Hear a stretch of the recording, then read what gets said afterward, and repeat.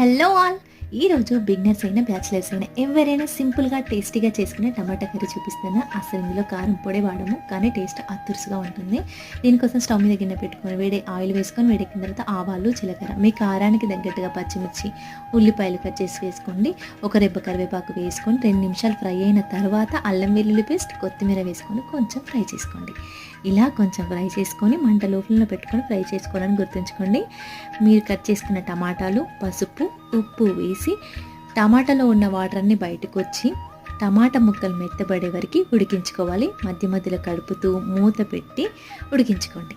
ఫైనల్గా ఇలా వాటర్ అన్నీ సపరేట్ అయిపోయి ఆయిల్ సపరేట్ అయ్యే వరకు ఉడికించుకోండి. అంతే, సింపుల్గా టేస్టీగా చాలా బాగుంటుంది. కారం పొడి అస్సలు వేయము. పచ్చిమిర్చితో ఎప్పుడైనా ట్రై చేయకుండా ఒకసారి ట్రై చేయండి, చాలా బాగుంటుంది. ఫైనల్గా కొత్తిమీర వేసుకొని దింపేసుకోవడమే. మీకు ఈ వీడియో నచ్చితే లైక్ చేసి మరిన్ని వీడియోస్ కోసం సబ్స్క్రైబ్ చేసుకోండి. Thank you for watching.